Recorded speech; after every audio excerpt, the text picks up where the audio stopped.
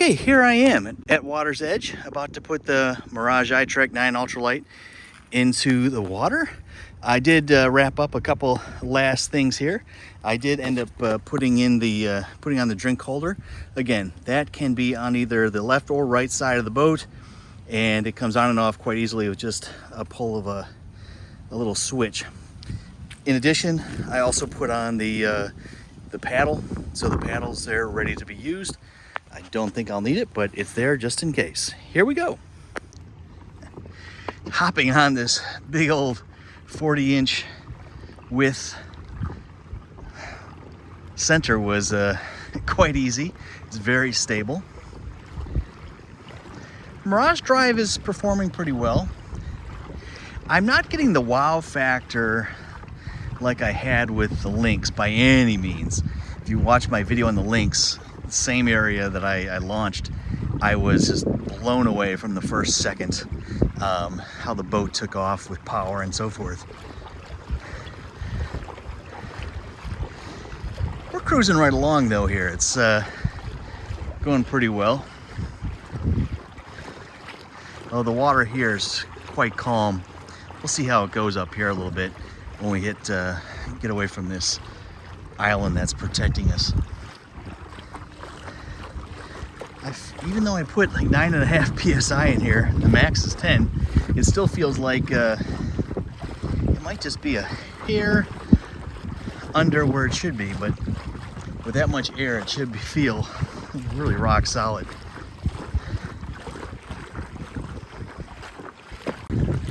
Okay, so here we are, a little bit less protected area. I will say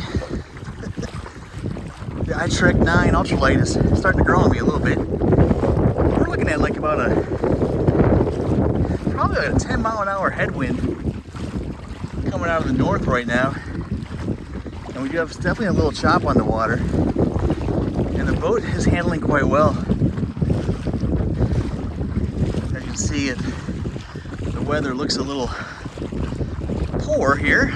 We're expecting a lot of cold temperatures down here in Southwest Florida over the weekend, but right now it's about it's 64 degrees.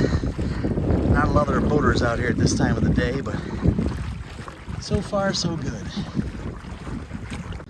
I'm gonna do a couple of tests here, see how quick this boat can turn. I'm gonna slam all the way to the starboard side and see how quick we go right. Nice. Yeah, I basically turned 180 in the same location, so that's really nice. All right, give you a wide shot here of everything that's going on. Yeah, the kayak is handling really nice, no issues. I definitely feel the chop a lot more. On the Lynx kayak, it feels, I never really feel like the individual waves. And even on my other Mirage inflatables, I don't feel like every little wave here. But again, that may make no sense to anyone, but it does to me, I guess. It does.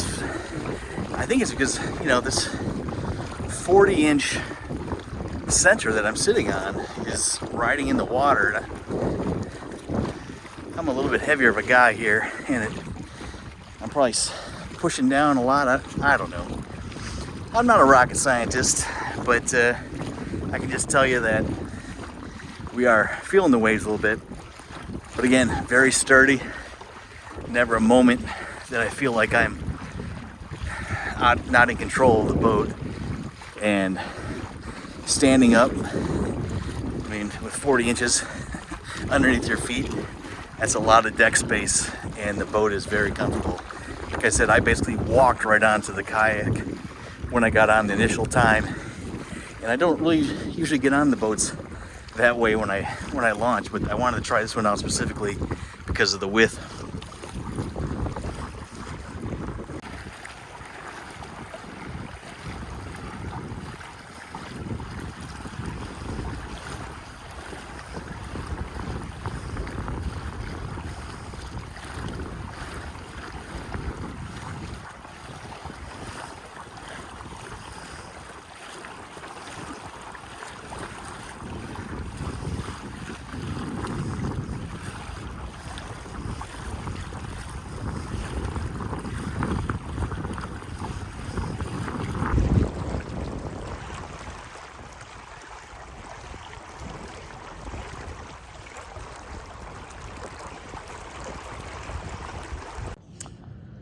All right, so here we are. We're coming back into the launch site, and it was a really good test run.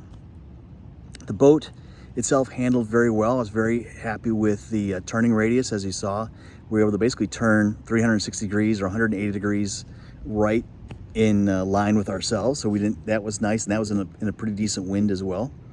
The one thing I will say is, unlike the Lynx and the other Mirage kayaks, here I really felt like I had all the kayak dragging against the water. And dragging is probably not the best word, but it did feel like I was really pumping to get the boat to move. Unlike where I'm using the Lynx just skates across like I'm literally on ice skates on ice, and it just moves so freely, which is it's fantastic.